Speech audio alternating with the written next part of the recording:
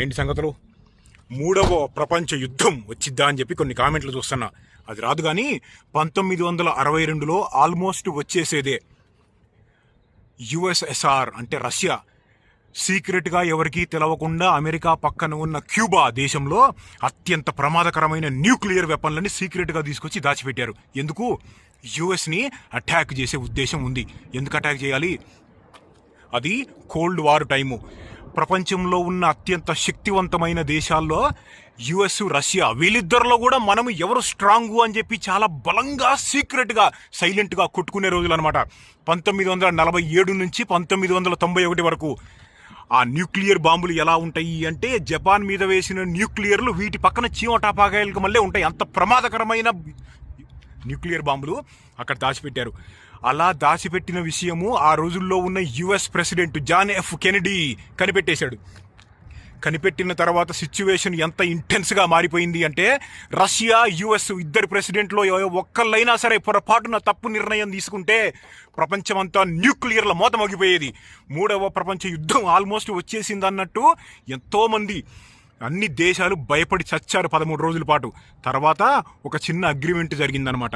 ఏంది అంటే రష్యా వాళ్ళు ఏం చెప్పారంటే మేము న్యూక్లియర్ బాంబులు అక్కడి నుంచి తీసేస్తాము, మీరు అంటే అమెరికా వాళ్ళు క్యూబాని ఏమీ చేయకుండా వదిలేయండి. అంతకుముందు క్యూబాని నాశనం చేద్దామని ప్లాన్ చేసుకున్నారు యుఎస్. అలా అగ్రిమెంట్ జరిగి న్యూక్లియర్ వెపన్స్ తీసేసుకున్నారనమాట. చీమ తలకాయంత మిస్సులో మూడవ ప్రపంచ యుద్ధమే ఆగిపోయింది. ఇప్పుడు జాన్ ఎఫ్ కెనడీ ప్రెసిడెంట్ రష్యాలో చాలా సీక్రెట్గా దాచిపెట్టిన న్యూక్లియర్ వెపన్లను కనిపెట్టేశాడు. ఎలా కనిపెట్టాడు? అక్కడికి ఒక సీక్రెట్ విమానాన్ని పంపించారు. దాన్ని చూస్తానికి వచ్చాం మనం ఇప్పుడు. మరి రష్యా వాళ్ళు క్యూబాలో న్యూక్లియర్ వెపన్లు దాచిపెడితే క్యూబా వాళ్ళు ఎందుకు ఒప్పుకున్నారు? ఎందుకు ఒప్పుకున్నారంటే అప్పటి వరకు ఎన్నో రెవల్యూషన్లు జరిగి అప్పుడే Fidel Castro communist party leader Cuba దేశానికి ప్రెసిడెంట్ అయ్యాడనమాట. ఆ తర్వాత రష్యా కూడా కమ్యూనిస్ట్ కంట్రీ కదా, వాళ్ళిద్దరు ఫ్రెండ్స్ అయ్యారు. ఇద్దరు కలిసి అనుకున్నారనమాట. అప్పటికి ఒక పక్క క్యూబాని ఆక్రమించేసుకుందామని చూస్తుంది అమెరికా. అన్నీ కలిసి వచ్చినాయి, వాళ్ళిద్దరూ కలిసి అలా అనుకున్నారు.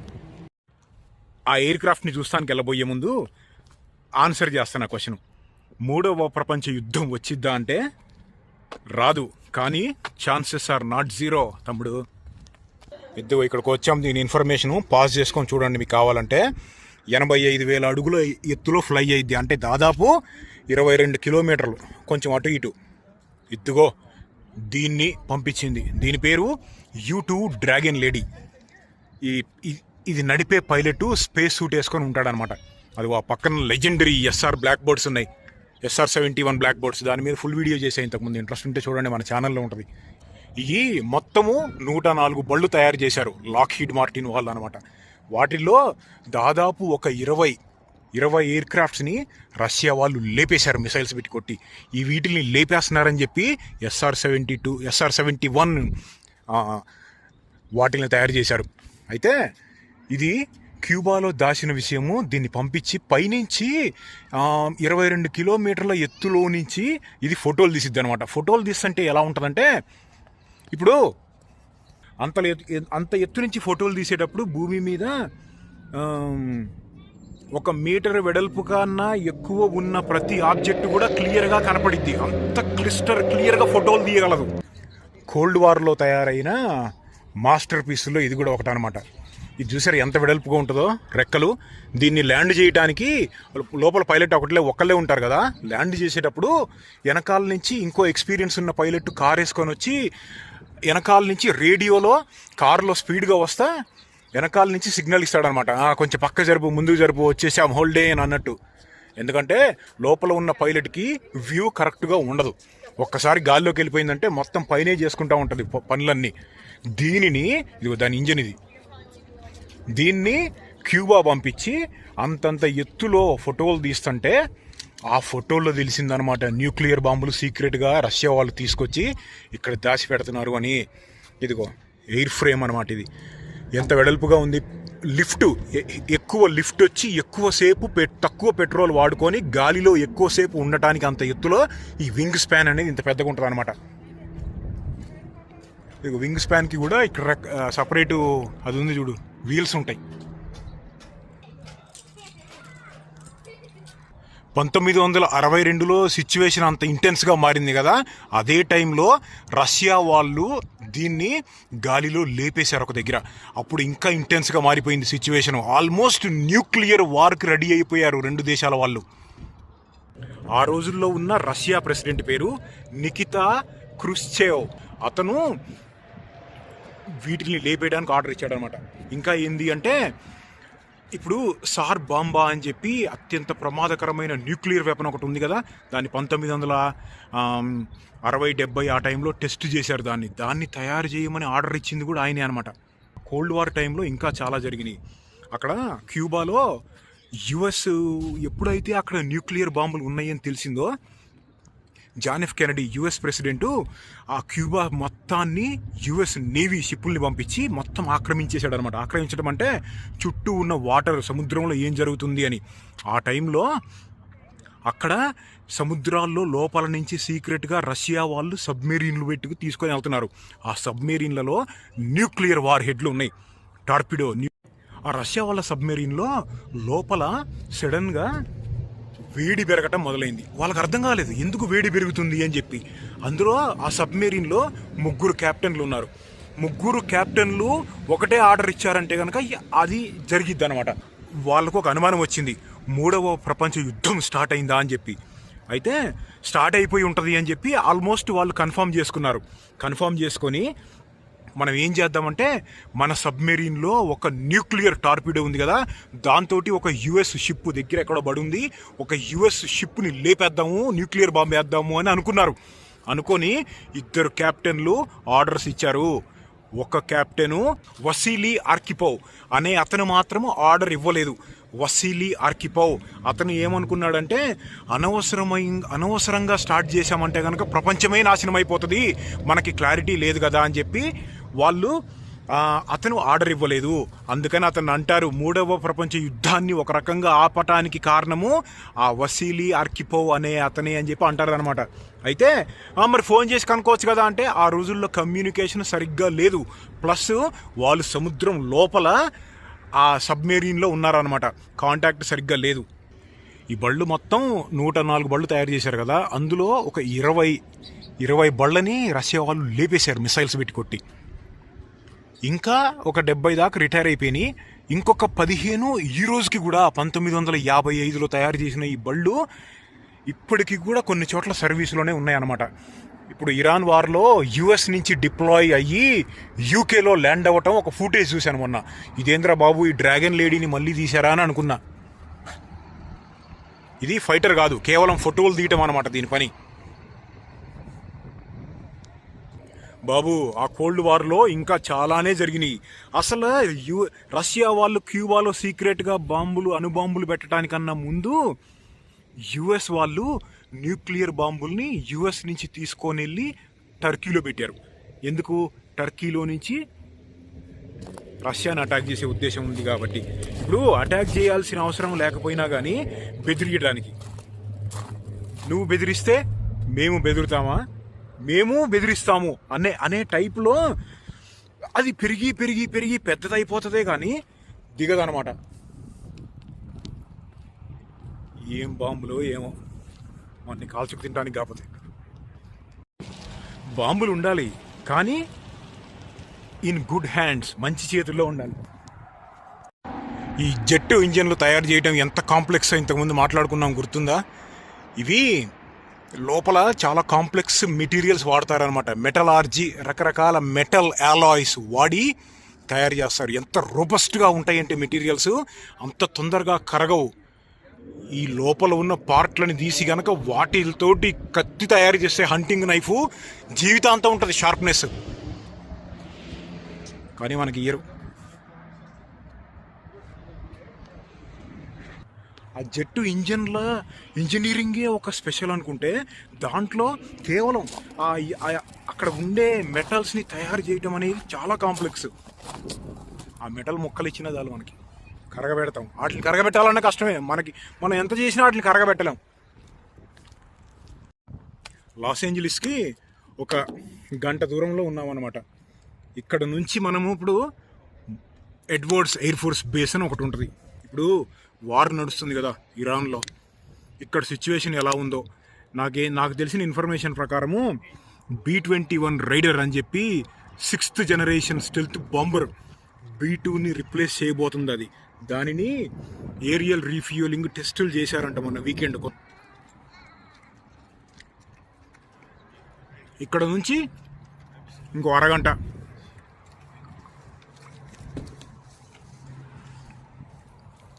అక్కడే B-21 రైడర్ని తయారు చేసేది అక్కడే.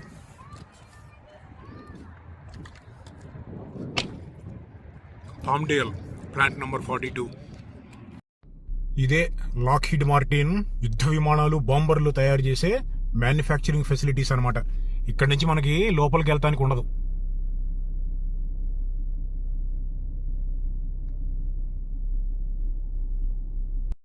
ఇక్కడ ఒక దగ్గర ఆపాను ఈ ఎడారిలో. ఇదేంటంటే ఇక్కడ ఒక రకమైన చెట్టు ఉంటుంది, జాషువా ట్రీస్ అంటారు అనమాట. ఆ జాషువా ట్రీస్ మార్చి టైంలోకి వస్తే పువ్వులు పూస్తాయి, భలేగా ఉంటాయి చూస్తానికి. లోపలికి వెళ్ళి ఆ పువ్వులను ఒకసారి చూసేసి వద్దాం. ఇదిగో ఇవి జాషువా ట్రీస్. పువ్వులు ఇక్కడ అందట్లేదు. ఇది అసలే మార్చి టైము, అంటే ఇన్ని రోజులు మంచిగా రెస్ట్ తీసుకొని ఉన్న రాటిల్ స్నేక్స్ అన్ని బయటకు వచ్చే టైం అనమాట. కొంచెం చూసి నడవాలి. అక్కడ కొంచెం కిందకుంది, అక్కడికి వెళ్దాం.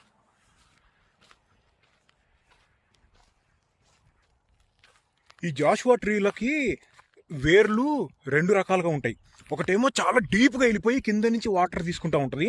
ఇంకొక రకమైన సిస్టమ్ ఏమో పైన ఇట్లా ఉంటుంది అనమాట. అంటే వాన కొంచెం పడంగానే సడన్గా లాగేసుకుంటుంది వాటర్ని. అలా 2 రకాలుగా ఉంటాయి. ఇదిగో ఇక్కడ వచ్చింది చూడు, కింద చూసుకుంటే నడవాలి నేను, అందుకే కెమెరా ఇంకా చూడట్లేదు. ఇదిగో మెల్లిగా మెల్లిగా వడిలిపోతున్నాయి అనమాట. ఇంకా కలర్ బాగుంటాయి. ఇదిగో ఇదిగో చూడు ఎలా ఉన్నాయో చూడు. ఇగో చాలా బ్యూటిఫుల్గా ఉంటాయి అనమాట. ఏంటంటే ఇప్పుడు చెట్లు పాలినేట్ అవుతాయి కదా, పాలినేట్ అవటం మూలానే ఫ్రూట్స్ మొగ్గలు రావటం జరుగుతాయి కదా. ఈ జాషువా ట్రీని పాలినేట్ చేసేది ఒకటే ఒక రకమైన సీతాకోక చిలక రకం అనమాట. దాన్ని యుక్కా మాత్ అంటారు. అంటే యుక్కా అనే ఒక రకమైన సీతాకోక చిలక జాతి, అదొక్కటి మాత్రమే పాలినేట్ చేయగలదు. ఈ మంచి కాదు, తినకూడదు. అంటే పాత రోజుల్లో 1920s 1910 ఆ టైంలో వీటిని వేడి చేసుకొని తినేవాళ్ళు అంట నేటివ్ అమెరికన్స్.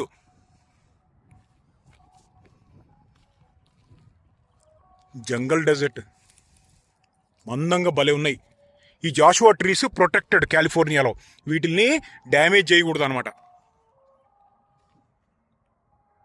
చూసి దూరం నుంచి చూసి ఎంజాయ్ చేసి వెళ్ళిపోవాలి. ముళ్ళు ఉన్నట్టు ఉంటాయి అన్నీ.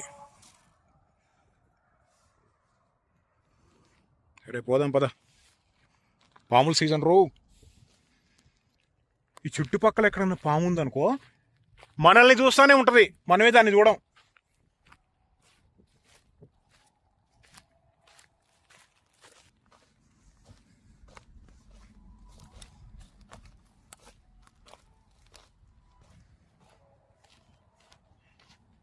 ఇక్కడ ఏదో దారి ఉంది, మొత్తం అంతా ఏదో నాశనం చేసిపోయారు ఇక్కడ.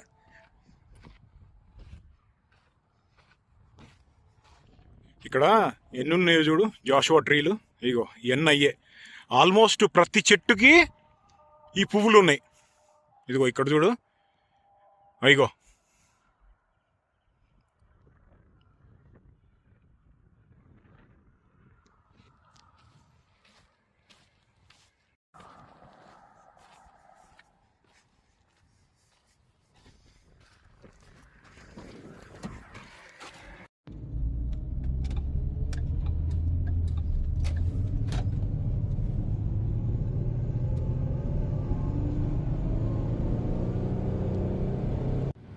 చూసారా ఏముందో.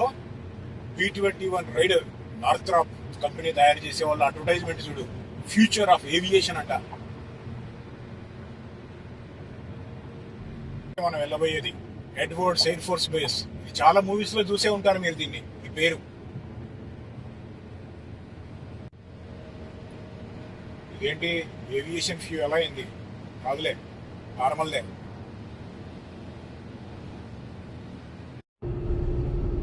ఇక్కడ చూడు,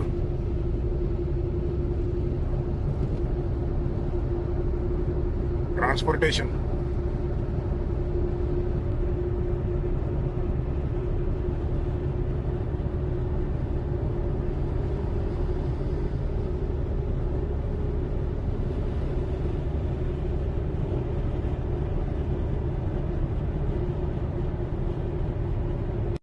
ఇదంతా ఏవియేషన్ ఫ్యూయల్ అనమాట. ఫైటర్ జెట్స్లలో వాడే పెట్రోలియం అంతా ఇగో వీటిల్లో స్టోర్ చేసుకుంటారు. ఆ వెనకాల కనపడే ట్యాంకులు.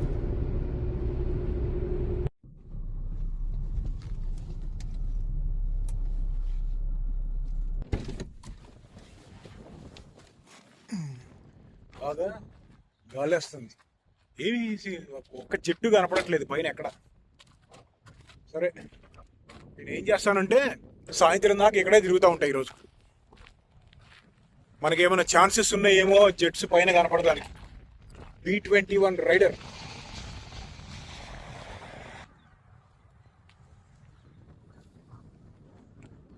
ఇక్కడ మామూలు ఎయిర్ క్రాఫ్ట్ ఉంది కదా, ఇక్కడ చూడు ఒక retired F-4 phantom fighter jet ఉంది.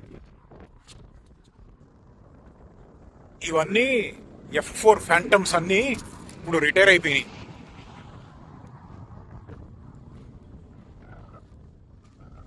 ఇది డ్యూయల్ ఎగ్జాస్ట్ అనమాట. ఆ రోజుల్లో 1940s 1950s 50s 60s వాడేవాళ్ళు దీన్ని. ఇదిగో ఇదిగో ఇది ఇందాక మనం మాట్లాడుకున్నాం చూసావా, మెటల్, కాంప్లెక్స్ మెటల్ అని చెప్పాను కదా. ఇదిగో ఇది అదే, ఇదిగో ఇది కూడా అదే. ఇది ఎక్స్పాండ్ అవుతూ ఉంటుంది అనమాట. ఇట్లా ఎన్నో రకాల అలాయ్స్ తోటి తయారు చేస్తారు ఈ మెటీరియల్ని. పెద్ద సౌండ్ వస్తుంది. ఏమైనా జెట్ వెళ్తుందేంది? కాదులే, జెట్ సౌండ్ కాదు అది.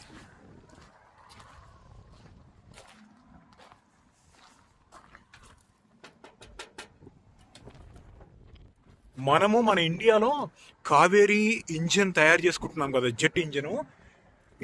ఈ మెటీరియల్ వాడుతున్నామా, ఆ మెటీరియల్లో ఇంకా ఇంకా దాన్ని ఎంత వేడెక్కినా ఇంకా కూలింగ్ చెయ్యాలి అంటే ఈ మెటల్స్లో ఏం మెటీరియల్స్ వాడారు అనేది చాలా సీక్రెట్ అనమాట. అది మనకి ఇంకా తెలవలేదు కంప్లీట్గా, ఇంకా రీసెర్చ్ చేస్తున్నాం.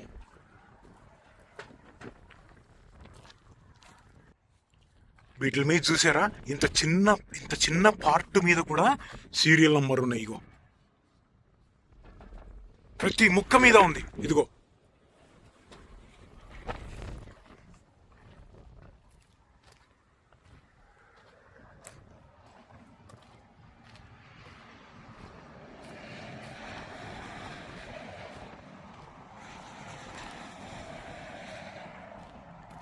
క్లైంబింగ్ ప్రొహిబిటెడ్, పైకి ఎక్కకూడదు అని మంచిగా రాసి పెట్టారు అనమాట.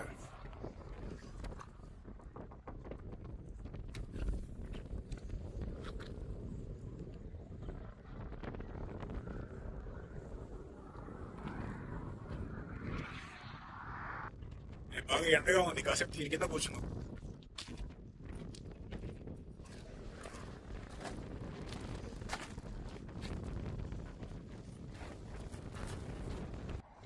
ఇక్కడ ఏదో ఓపెనింగ్ ఉంది, ఏదో ఓపెనింగ్ ఉంది. ఓ ఇంజన్ బే ఓపెనింగ్ ఉంది. ఇదిగో ఇంజన్ తీసేశారు.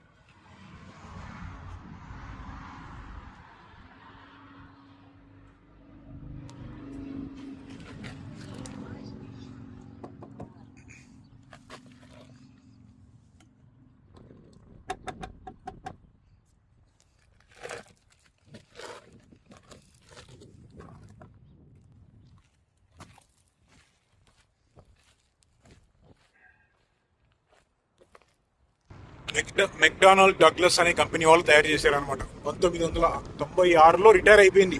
1964లో ఫస్ట్ ప్రొడక్షన్ బండి వచ్చింది బయటికి. ఇగో ఇక్కడ కనపడేదేమో ఇదేమో జస్ట్ ట్రైనింగ్ కోసం అనమాట. ఫైటర్ జెట్లో పైలట్కి ట్రైనింగ్ ఇవ్వడానికి తయారు చేసిన పీస్ ఇది. దీని పేరు సాబ్ TF-35XD డ్రాకెన్. 35 డ్రాకెన్. కనపడుతుందా?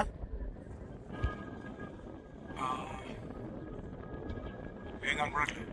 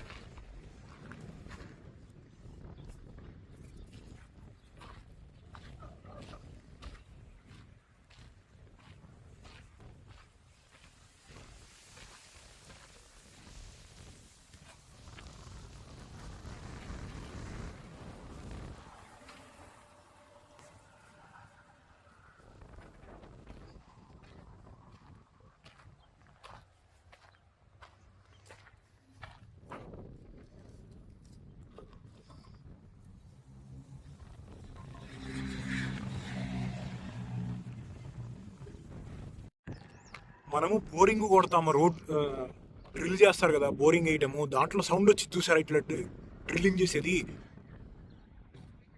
కొన్ని కిలోమీటర్ల దూరం నుంచి వస్తుంది ఆ సౌండ్.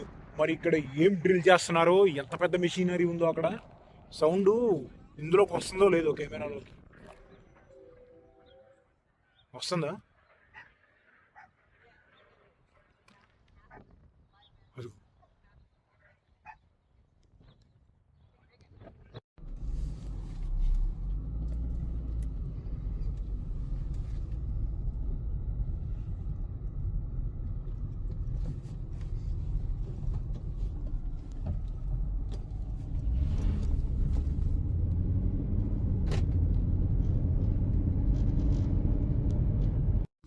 ఇదిగో ఇదేమో బిఏఈ సిస్టమ్స్ అంటారు. ఇదేంటంటే వెపన్స్, బాంబులు, మిస్సైల్స్ తయారు చేయడంలో వాళ్ళు కూడా చాలా ఫేమస్ కంపెనీ అనమాట.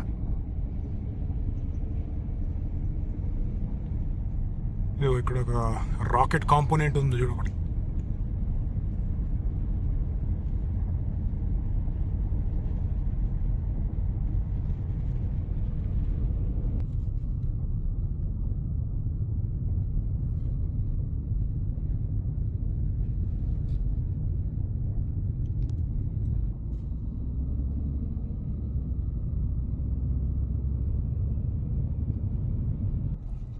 ఇప్పుడు మన ట్రైన్స్ ఉంటాయి కదా, ఆ ట్రైన్స్ చక్రాలు తయారు చేస్తున్నారు ఇక్కడ ఒక దగ్గర.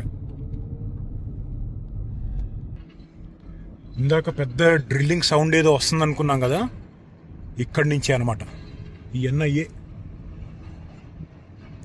అదిగో ట్రైన్లోకి ఎక్కిస్తున్నారు చూడు.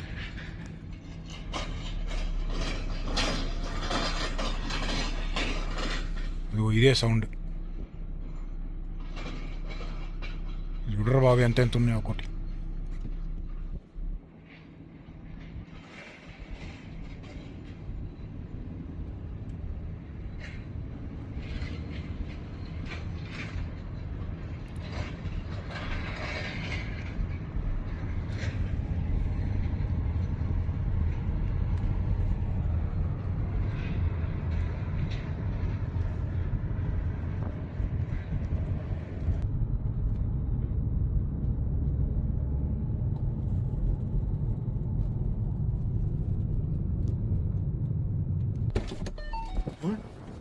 ఇక్కడ చూడు ఏమున్నాయి, క్యాటర్ పిల్లర్ మైనింగ్ బళ్ళు ఉన్నాయన్నమాట.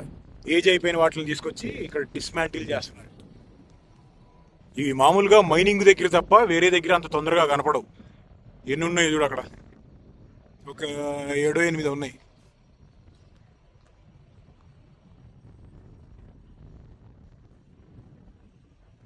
తుప్పు పట్టిపోయి ఉన్నాయి.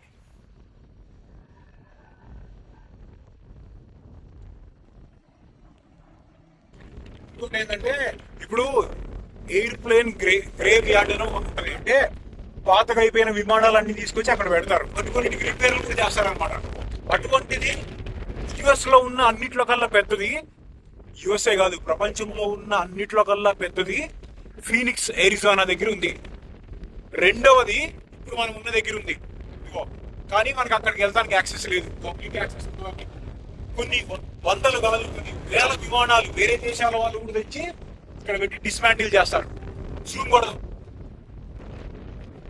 కనపడుతున్నాయా మనకి? కొంచెం ఇక్కడ కనపడుతుంది అనమాట. అక్కడ కొన్ని వేల బళ్ళు ఉంటాయి.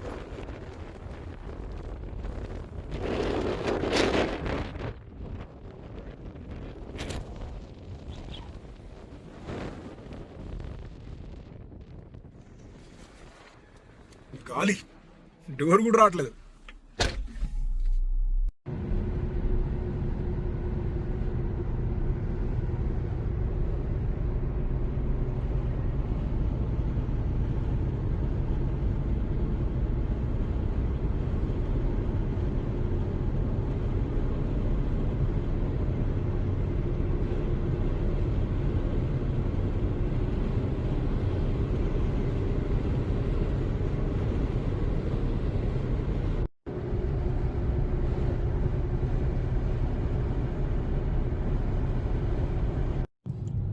ఆకలి అవుతుంది. మెక్డానల్డ్స్లో ఏమన్నా తిందాం.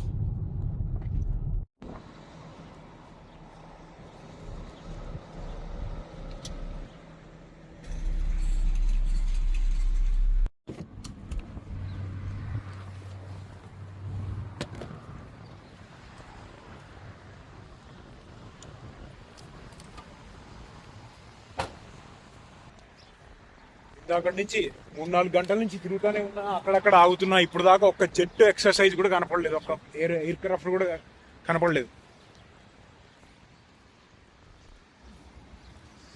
సరే లోపలికి వెళ్ళి బర్గర్ తెచ్చుకుందాం.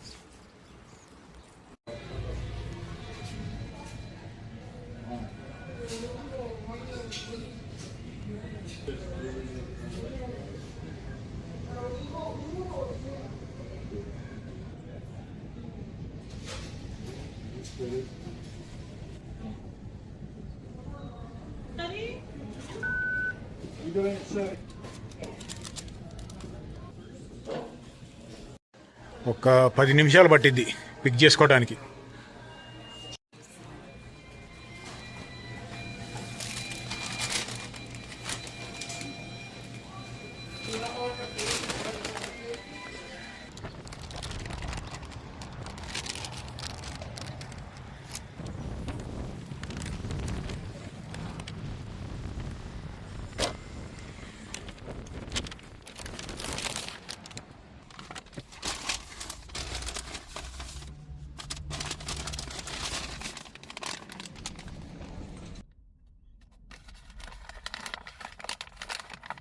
కారు కూడా ఊగుతుంది బయట గాలికి.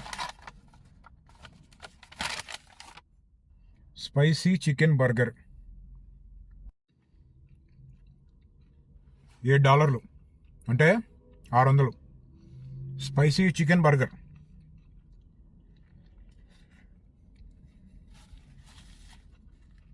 స్పైసీ అని వాళ్ళు అనుకుంటా ఉంటారు.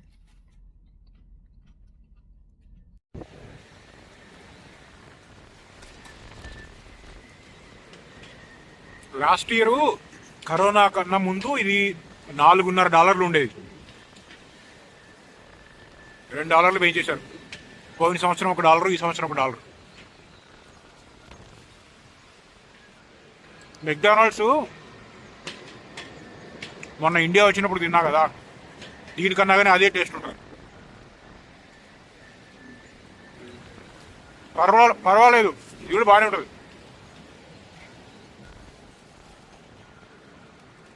ఏ విమానాలు వెళ్తున్నాయి కానీ ఫైటర్లు బాంబర్లు కాదు, మామూలు.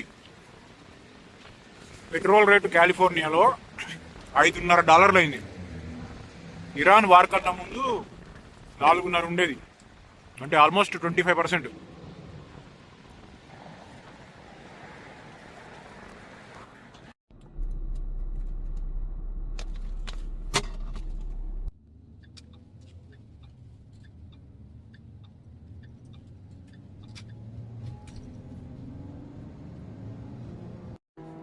ఇక్కడ ఒక రేస్ ట్రాక్ దగ్గరికి వచ్చామన్నమాట. ఇప్పుడు ఇది రోజామండ్ అనే ఊర్లో ఉంటుంది. ఇందాక ఉన్న ఎయిర్ ఫోర్స్ బేస్ దగ్గర నుంచి ఒక అరగంట. ఇయర్ ప్లగ్గులు కావాలి బాబు, చెవులు పోతాయి అక్కడ సౌండ్కి.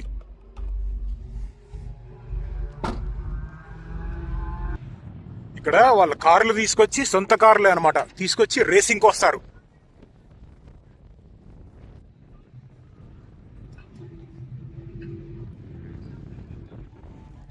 ఇక్కడ చూడు ఏముందో, మస్టాంగ్, పోర్షా, ఇది చూడు బిఎండబ్ల్యూ M2.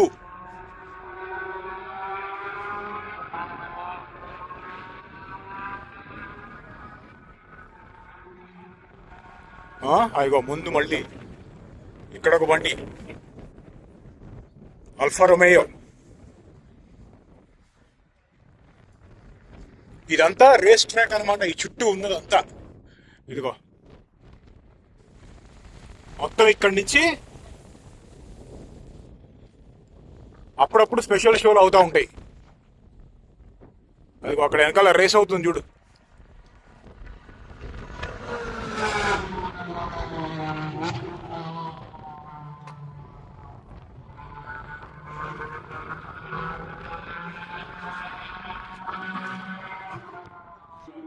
ఈ బండిని చూడు ఎలా మొత్తం వెయిట్ తీసేసి ఎలా మాడిఫై చేశారో రేస్ కోసం. అదిగో లోపల నైట్రో.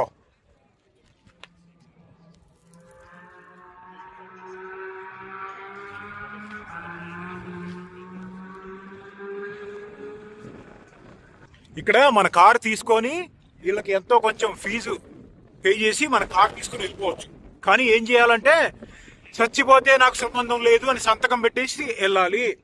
కారులో ఉండే పెట్రోలు లేకపోతే మెయింటెనెన్స్ ఉంటుంది కదా, అంటే బ్రేకులు, ఆయిల్, గేర్లు మొత్తం అంతా కూడా 80% మినిమం ఉండాలన్నమాట. ఫ్లూయిడ్స్, రేసింగ్ హెల్మెట్ ఉండాలి, రేసింగ్ ఇయర్ ప్లగ్స్ ఉండాలి, రేసింగ్ గేర్ ఉండాలి, బట్టలు అన్ని లైట్ వెయిట్ కార్బన్ ఫైబర్. ఇదిగో ఇదేమో మన బండి కాకుండా వీళ్ళు రెంట్కి కావాలన్నా కానీ ఇస్తారు, ఎంతో కొంత ఛార్జ్ చేసి. మొత్తం పోర్షాలే అవన్నీ. ఇదిగో ఇక్కడ బండి ఎవరు వెళ్తున్నారు చూడు.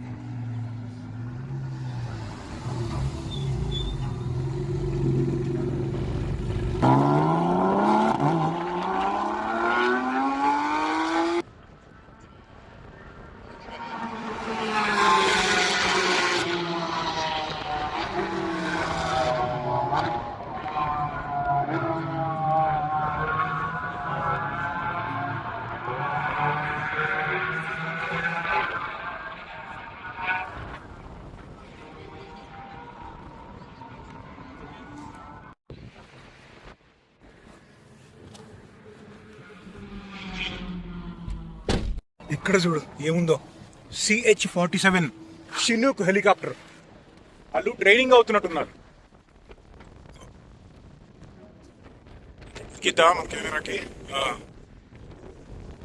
లాస్ ఏంజలస్ డిపార్ట్మెంట్ వాళ్ళదనమాట. అది మిలిటరీ వాళ్ళు వాడతారు మామూలుగా, కానీ లాస్ ఏంజలస్ డిపార్ట్మెంట్ వాళ్ళు ఒకటి మెయింటైన్ చేస్తారనమాట. Cargo helicopter.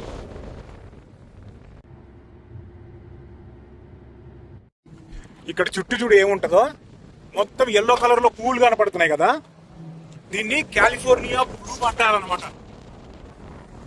మంచి స్మెల్ వస్తుంది పువ్వుల వాసన. దీన్ని కాలిఫోర్నియా బ్లూమ్ అంటారు. ప్రతి మార్చిలో ప్రతి సంవత్సరం ఇలా వస్తుంది అనమాట. కొన్ని ప్లేసుల్లోనే ఉంటుంది కాలిఫోర్నియాలో. లాస్ ఏంజలీస్ చుట్టుపక్కల ఉండే ఒక 100 కిలోమీటర్ల రేంజ్ లో అక్కడక్కడ ఇలా ఉంటది. దీన్ని చూస్తానికి చాలా మంది విజిటర్లు వస్తూ ఉంటారు అనమాట. అంటే ఇప్పుడు మనం ఉన్నది విజిటర్ లొకేషన్ కాదు, దానికి స్పెషల్ లొకేషన్స్ ఉంటాయి కొన్ని చోట్ల.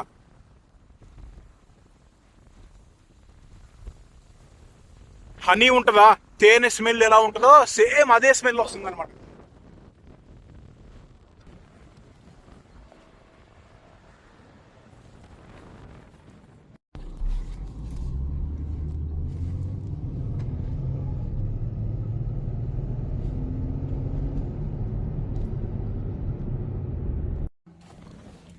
అమ్మోరి జాతరలో ఒంటితల రావణుడు.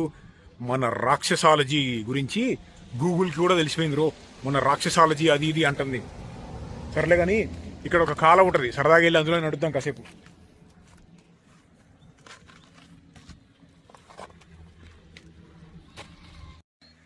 ఒక చిన్న కాలం అనమాట. ఇక్కడ ఒక చల్లగా ఉన్నాయి కోల్డ్ వాటర్. ఇక్కడ లాస్ ఏంజలీస్ చుట్టుపక్కల ఉండే కొండల్లో పడిన మంచంతా కరిగిపోయి ఇక్కడ వస్తూ ఉంటుంది అనమాట. ఒక 4 మైళ్ళు అంటే దాదాపు ఒక 7 కిలోమీటర్లు నడుచుకుంటా ఇలా లోపలికి వెళ్తే పైన ఒక వాటర్ ఫాల్స్ ఉంటుంది. ఐస్ కోల్డ్ ఉన్నాయి వాటర్.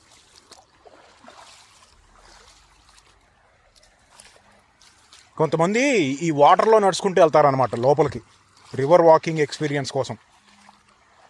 ఎప్పుడైనా సరే ఇట నదుల్లో నడవడానికి వచ్చినప్పుడు పక్కన నడవకూడదు, మధ్యలో నడిస్తేనే సేఫ్. అంటే వాటర్ ఎక్కువ లేవు కదా, ఎందుకంటే ఉండే యానిమల్స్ అవన్నీ కానీ పక్కనే ఉంటాయి.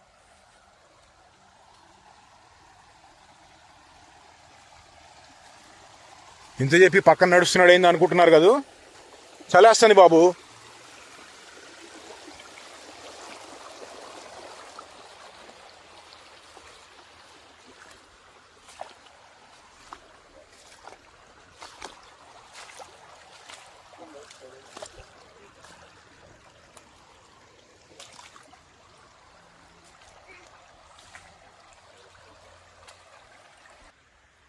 ఐసుగడ్డలు అయిపోయినాయి కాళ్ళు.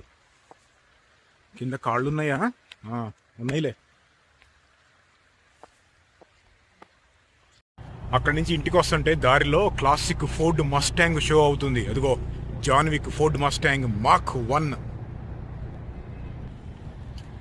ఎంత బాగా మెయింటైన్ చేస్తున్నారు అసలు.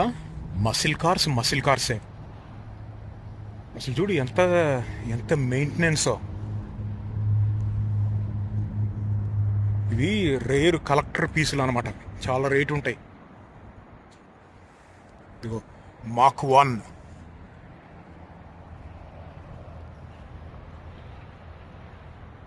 ఇవన్నీ అయ్యే మస్టాంగ్లే. ఇది జాన్ విక్ ఎడిషన్ అనమాట.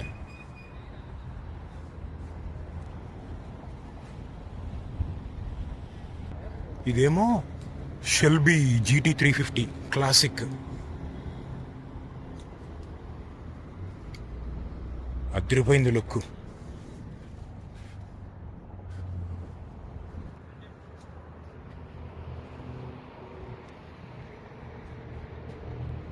మామూలుగా కొత్త మస్టాంగులు $35,000 ఉంటాయి, అంటే 30 లక్షలు. కానీ ఇవి క్లాసిక్ 1960s 1970s బళ్ళు కదా. రేటు ఎలా ఉంటాయి అంటే ఈ కండిషన్లో ఉంటే దాదాపుగా $3 లక్షల, $2 లక్షల నుంచి $3 లక్షల ఉంటాయి, అంటే 2 కోట్ల పైనే అనమాట. ఇక్కడ చూడు ఏముందో, Harley Davidson V Rod muscle motorcycle. దీని ఇంజిన్ ఉందా ఏంది? హార్లీ డేవిడ్సన్ వాళ్ళు చాలా ట్రై చేసి వాళ్ళ వల్ల అవ్వకపోతే పోర్షా వాళ్ళు తయారు చేసి ఇచ్చారనమాట ఈ ఇంజన్ని. మోటార్ సైకిల్కి ఇంజిన్ షేప్ అనేది చాలా ముఖ్యం. కార్లలో కనపడకుండా లోపలికి ఉంటాయి, కానీ మోటార్ సైకిల్స్కి అలా కాదు కదా.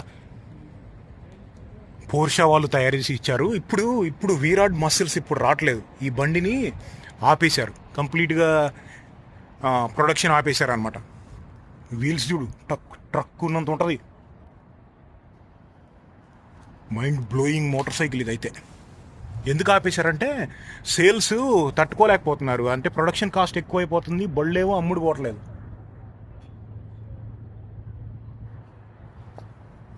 ఇది స్లైట్లీ మాడిఫై చేయించుకున్నారు అనమాట.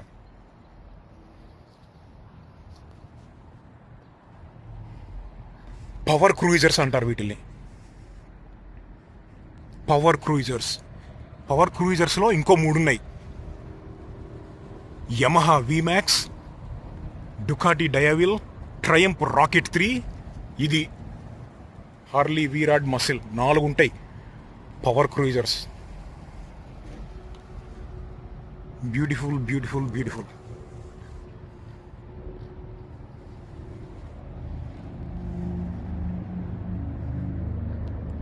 జాపనీస్ మోటార్ సైకిల్స్ దెబ్బకి ఈ హార్లీ డేవిడ్సన్ తట్టుకోలేకపోతున్నారని చెప్పాను కదా, అందుకని యంగ్ జనరేషన్ని అట్రాక్ట్ చేయడానికి దాన్ని రిలీజ్ చేశారు. కానీ రేటు చాలా ఎక్కువ, ప్లస్ పోర్షా వాళ్ళు ఇంజన్కి బాగా డబ్బులు లాగుతున్నారు. అందుకని వాళ్ళ వల్ల కావట్లేదు అనమాట, అందుకని ఆపేశారు. మొత్తం అన్ని మసిల్ కార్స్ ఇవన్నీ స్పెషల్ షో అనమాట.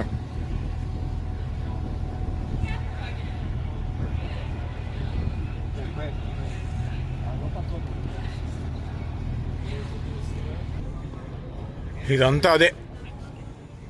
మన ఫేవరెట్ బళ్ళు ఇంకేమైనా ఉన్నాయేమో చూద్దాం.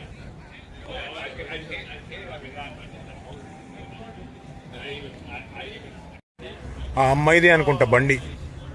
Matching GT 350 Ford Mustang. ఈ రో మొత్తం ఫోర్డ్ మస్టాంగ్లే.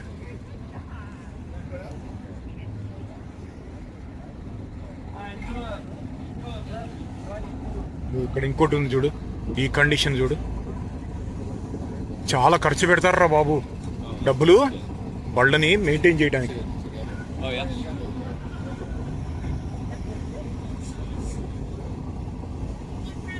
ఆ బండి ఇంజన్ సౌండ్ చూడు, డీజిల్ ఇంజన్ సౌండ్ వస్తుంది. ఎగ్జాస్ట్ మాడిఫై చేయించినట్టున్నారు. ఎగ్జాస్ట్ చూడు ఎక్కడ ఉందో, అది ఒక పక్కన ఉంది చూడు. ఇదేమో పాంటియాక్ 400. ఇదిగో ఇంకో మస్టాంగ్, ఆల్ 1970s. ఇదేంద్రో రాంగ్ నంబర్.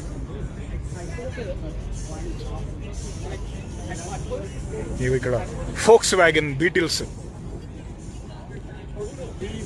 ఇగో హార్లీ స్టీల్. ఏమన్నా ఉందా బండి? ఇవి ఇక్కడ ఇంకోటి.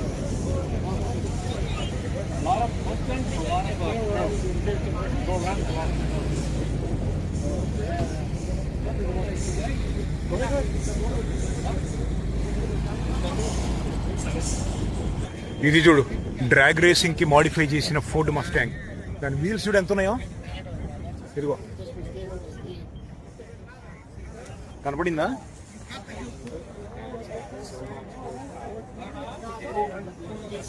రెండు ట్రక్కుల టైర్లు కూడా ఇంత వెడల్పు ఉండవు కలిపినా గానీ.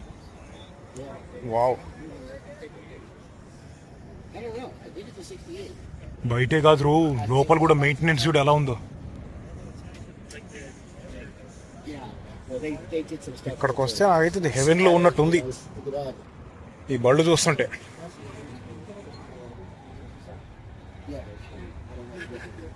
ఇంజన్ ఒరిజినల్ ఇంజన్, ఇది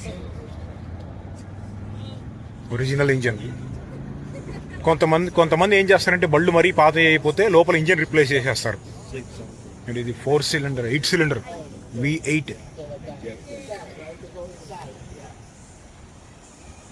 ఇదేమో బ్యూయిక్.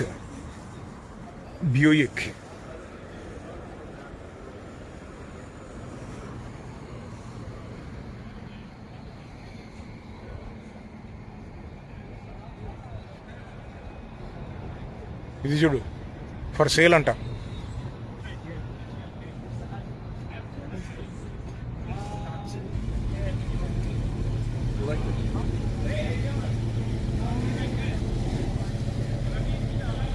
ఇది ఏంది తెలుసా? ఇది స్టార్. ఇప్పుడు యమహా వాళ్ళు ఉన్నారు కదా, ఈ క్రూయిజర్ మోటార్ సైకిల్స్ని యూఎస్లో స్టార్ పేరుతో అమ్ముతారనమాట కొన్ని కంట్రీస్లో.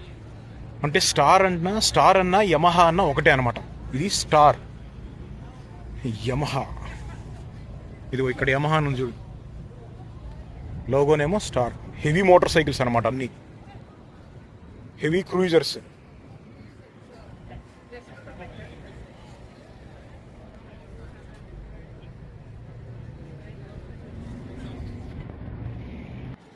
ఇగో డర్ట్ బైక్స్, డ్యూయల్ స్పోర్ట్.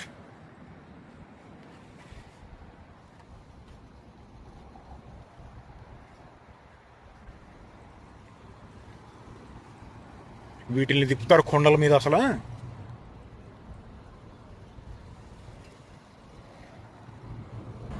అదనమాట మనం ఈరోజు చేసింది. తినటం తిరగటం ఆకలి అవుతుంది. ఇప్పుడు వెళ్ళి మళ్ళీ తింటా. అది కానీ మరి మళ్ళీ కలుద్దాం.